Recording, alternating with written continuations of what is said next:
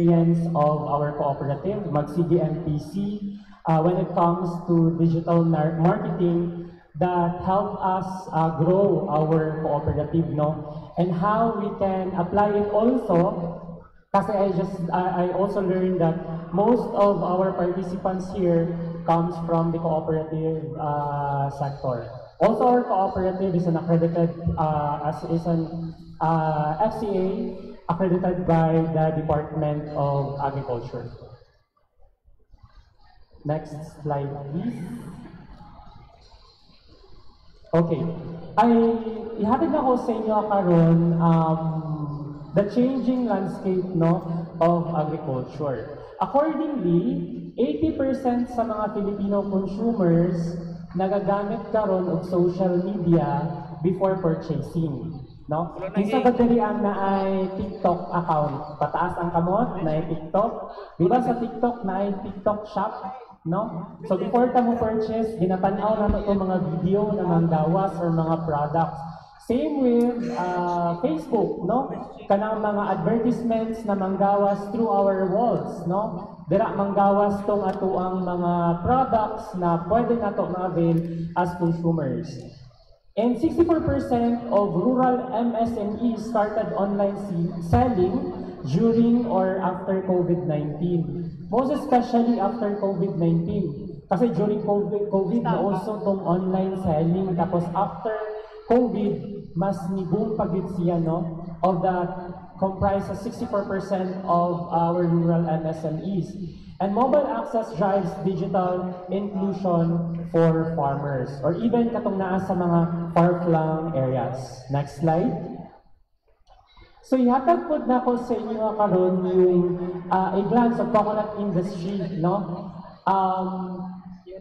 Accordingly, 100 billion annual industry value or 3.5 million farmers depend on coconut. In Mindanao, naatay 58%. Ang contribution sa Mindanao is at 58% of the national production. And yung main exports natin dito sa Philippines is yung DCO, cocoa sugar, desiccated coconut, and cocoa coir. Next slide. So nganong importante ang digital marketing? Nganong gikinahanglan, most especially sa atong mga kooperatiba na engage into this activity, gikinahanglan nga mo engage ta sa digital marketing. Number 1, next, visibility. No? If we have our product, gikinahanglan ang ato ang products is available or makita siya dili lang sa ato ang barangay, kundi in global markets, no? If we engage into this. Number 2, connection. We build loyal buyers through stories. Like for example, in the cooperative, marami tayong mga members who has experience with our products or even to our services that we tell it the stories through the social media or any of the digital platforms, no? And of course, to empower farmers' own brand narratives.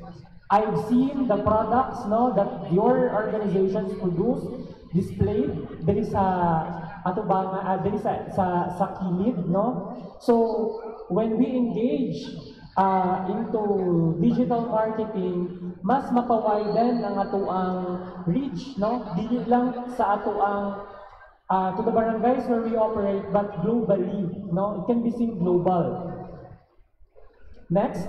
So unsa tong mga digital platforms that we can use? Next slide. So unsa tong mga platforms? So pwede ta, well, very common yung Facebook, yung Instagram, TikTok, no? Yung kadawog naman siguro ta ng Shopee, kanang Lazada, even ganing program karon yung DA, yung ginatawag nato nga Ikadiwa. Well, we also have the GCash and Paymaya. But kini siya nga mga programs na pwede i-avail sa itong mga organizations, sa itong mga cooperative, na ito yung mga challenges of digital marketing adoption, no, among our organizations in the Philippines. Next. So number 1 na key challenge nato is kining limited internet connectivity. For sure, some of us here, most especially katong nasa mga far-flung areas, medyo layo, no? wala pa nakaabot dito si si PLDT, or kung mag-data man lang galing ta, hinay. So many rural barangays still have weak or no signal, especially in upland or coastal farming communities. So as a result, karon, si organization or si farmers struggles to upload products or post or even yung transaction online, no? Access training materials. Kay lain ba yan yung online? Kay paspas siya ba? Kung na kay customer karon, for example, like in our case, that namin mga customers na communicate sa amo through our Facebook page, kikinahanglan from time to time, bantayan jud nato ang ato ang inbox sa ato ang kung naamong mga Facebook pages. Kay usually sa amin, namin mga clients from Manila or even to other countries, dito naga-communicate sa among Facebook page, no? So from time to time, naabig mi tao nga naka-assign to check sa mga nagpasok na mga messages sa ato ang Facebook page. Number 2, lack of digital literacy. So itong mga farmers and smallholder producers often lack knowledge on social media, online selling or e-payment apps, no? Medyo lisod siya. They depend on intermediaries instead of directly engaging consumers, losing profit margin. So isa po na siya sa kailangan nato na i-address, no? Yung literacy nato when it comes to digitalization. Number 3 is yung high transaction and delivery cost, no? Kaming logistics and courier fees for provincial deliveries medyo mahal. Normally, LBC, kung sa pana nga uban nga kanang mga logistics companies, no, nga gi-engage nato, when we engage into e-commerce platforms often centralized in urban hubs, no, and this reduces the competitiveness of rural products. Number 4 is yung limited product standardization. So many farmers lack skills in packaging, no, labeling, or meeting online platform requirements, yung barcode, yung, di ba, kailangan natin we are required, no, especially kung food products, registration to FDA, di ba? Then, naapo tayo isa ka-challenge, kining ginatawag na ito nga cybersecurity and online scams. This is very common, no? Pag kinahanglan, bantayan din na ito, na mga fake buyers, tapos na ginasend sila ng mga link na pag i-click to nimo, mas-scam na ka, no? And non-delivery of scams discourage small farmers from trusting online platforms. Naapo din lack of cooperative level integration, most especially katong mga cooperative nga naadiri. Yung individual farmers create separate small pages, no?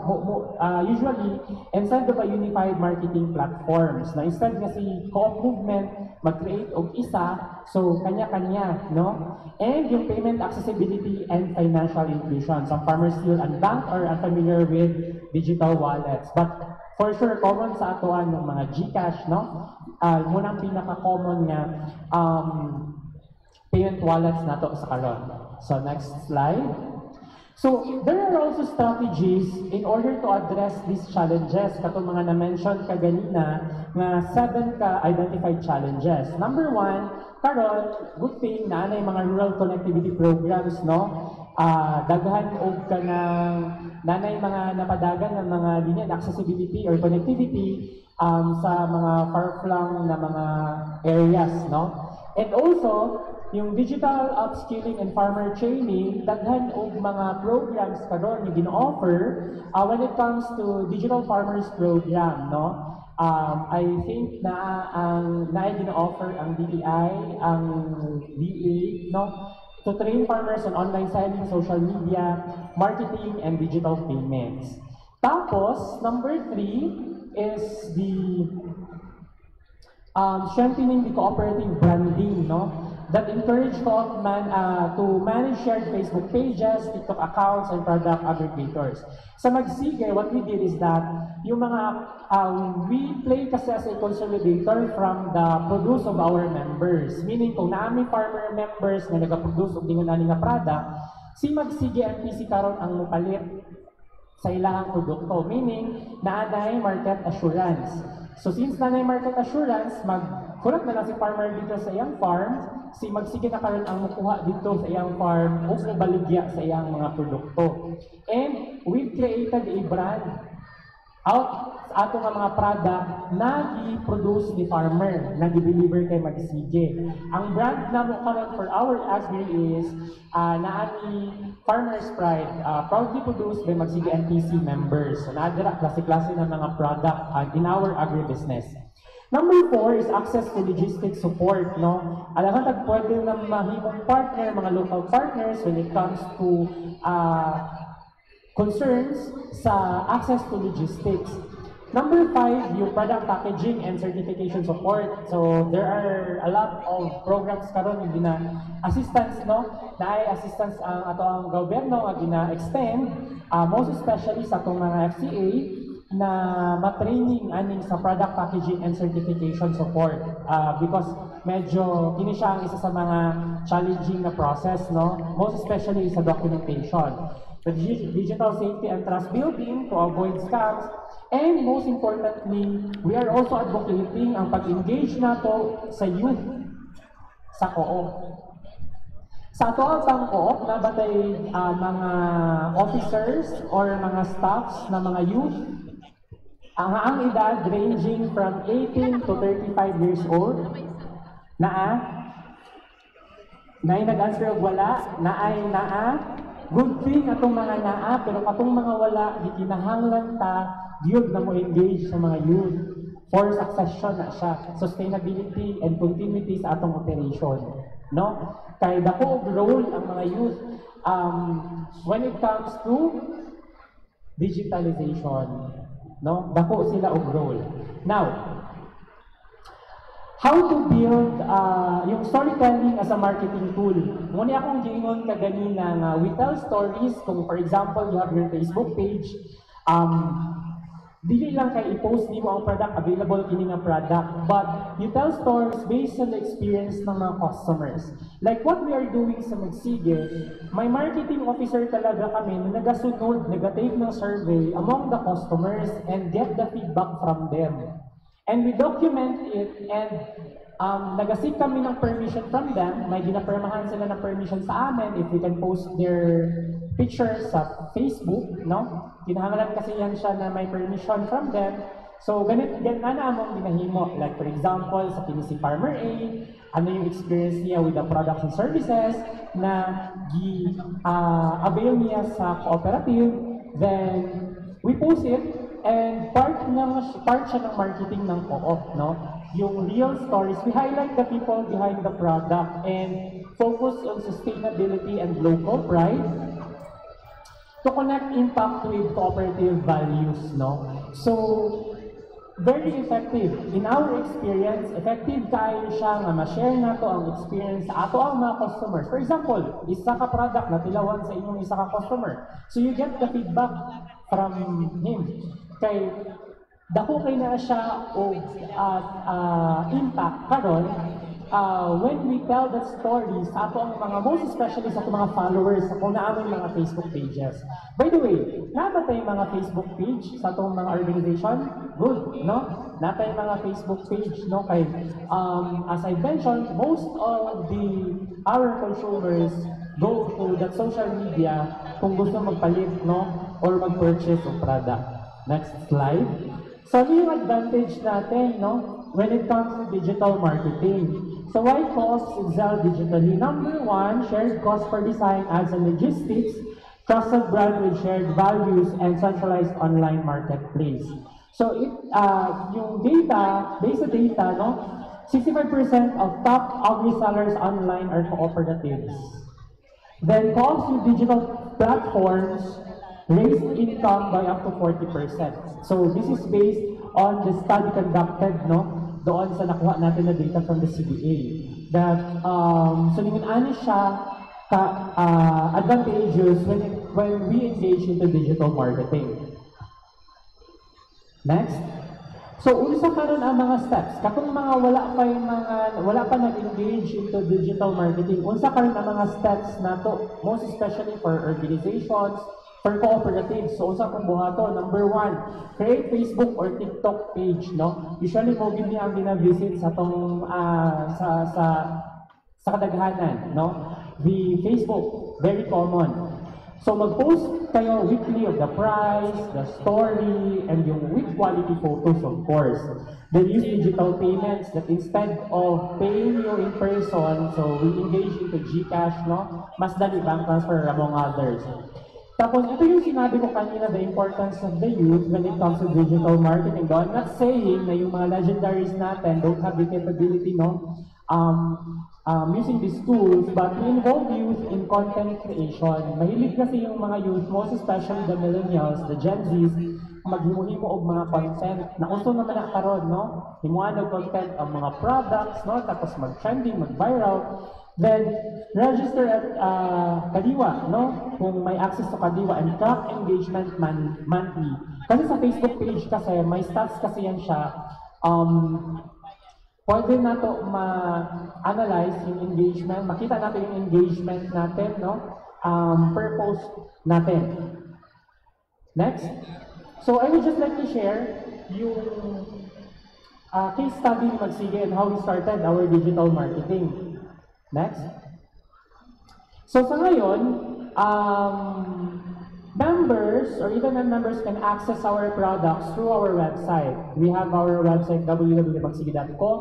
So sa website tamo na may online shop dito. So pwede sila maka-order na diratanan yung gulay, kape, polo shirts, among others, no? So one click away lang, tas they can also pay online, no? Sa ato ang online shop, no? Gi-develop siya ni Magsige para naman sa mga online customers po ni Magsige. This was developed during the pandemic kay that time man good yung accessibility from the members going to the co-op medyo limited. So the cooperative invested to this platform, nahimo ni siya na platform. So other than the website is, libre man ni siya, our Facebook pages. So we have a total of 3 Facebook page. We have our main page, our career page, and our garments manufacturing page. So overall, we have 27,000 followings, no, for our Facebook pages alone. So importante po nga daghan pod og followers ang ato ang page kay every post maging visible siya karon every time nga mag-post ta. Next slide. So, ano yung key takeaway natin dito sa discussion natin ngayon? No? Number 1, digital tools increase reach and income. So, as mentioned kanina, this is why importante siya kay mas ma-expand nimo ang imong market, dili lang limited sa inyong to the area where you operate, but globally.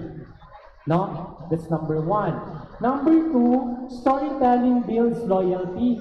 That we cannot just post our product there and available ganito ganyan, but it is also important na to tell stories, no, for greater impact.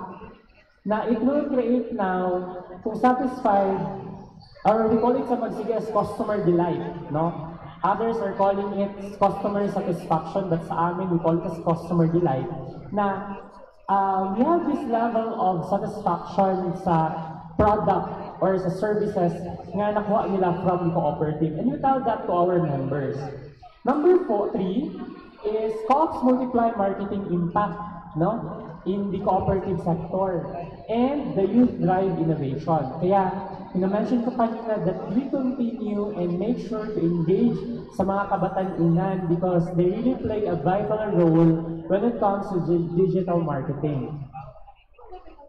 So technology alone won't transform agriculture. People and cooperatives using technology will. It's us who uses the technology to transform agriculture, no? Yun yung pinaka-key takeaway natin. So our call to action is to create your online presence from now on. Yung mga walang mga social media accounts, we create, we start, no? The question kasi is when, no? Yung mga wala pa, not too late, no? Not too late, we can start it now. Number 2, collaborate with youth or even to our women's group, no? Among our members, we clusterize them. no, for the supply of the products, the processing. Tapos partner with government agencies, no, or even to the non-government agencies. Sa amin sa Magsigi at present, we have around 35 partners already sa mga special projects na di-establish ng cooperative. So we see to it that we have partners, no, in doing these initiatives like the API, DPI, BA, CDA, among others, and promote sustainability through the digital platforms. So digital marketing is the new bayanihan connecting farmers to communities.